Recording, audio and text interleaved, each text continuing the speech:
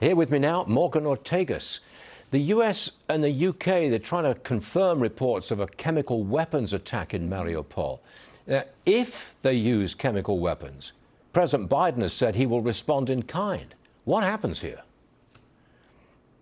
Well, we remember very famously when the Syrians used chemical weapons during that war, during the Obama administration. That was Obama's red line, and that was really a turning point. Obama lost all credibility back then because he said that would be a red line, and he effectively did nothing about it. So what do we know, Stu? We know that Russia is a serial violator of the Chemical Weapons Convention.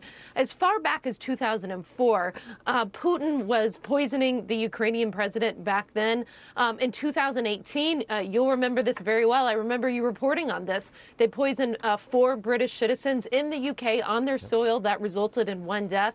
And even just a couple years ago in 2020, Navalny, a very famous Russian dissident, he was poisoned. Also, they tried to kill him. They poisoned him in 2020.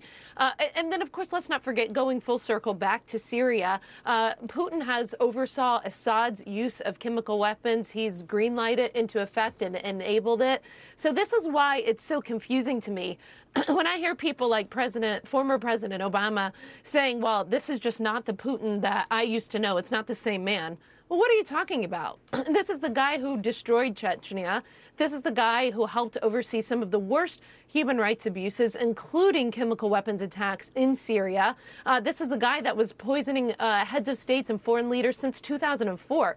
Putin hasn't changed his stripes. We may be naive, and we may continue to think, Democrat administrations do, that they can recalibrate their relationship with him. But he's the same man that he has been since he came into power since 2003. He has a history of using chemical weapons. He has a history of terror and intimidation whenever he is trying to conduct a campaign. So what could be our long-term relationship with Russia led by a man like Putin?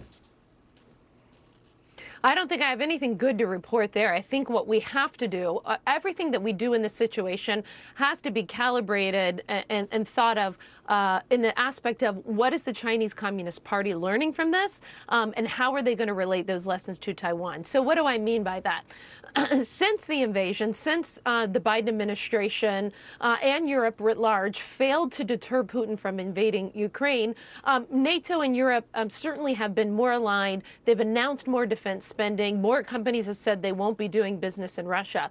But if Putin doesn't remain isolated once this war is finally over, who knows when that will be, by the way. I mean, Putin oversaw a very long, protracted civil war in Syria for years, so almost a decade at this point. So if we go back to business as usual, if companies go back in, if Putin isn't continue to be isolated, if there aren't war crimes investigations, if we don't actually cut off their energy, being dependent on them as the Europeans are for energy, if we just go back to business as usual, the Chinese Communist Party will learn. We're going to face a lot of pressure in the initial months of invading Taiwan, but eventually, the almighty dollar, the almighty, yuan in this case, will be too overwhelming of a force to resist, and we'll go back to business as usual. That's why the coming year is so important. And that's a very bleak outlook. Morgan Ortagus, thanks so much for being here. Yes. I'm sorry about that, but it's true. Thanks, Stuart. Morgan, thank you very much.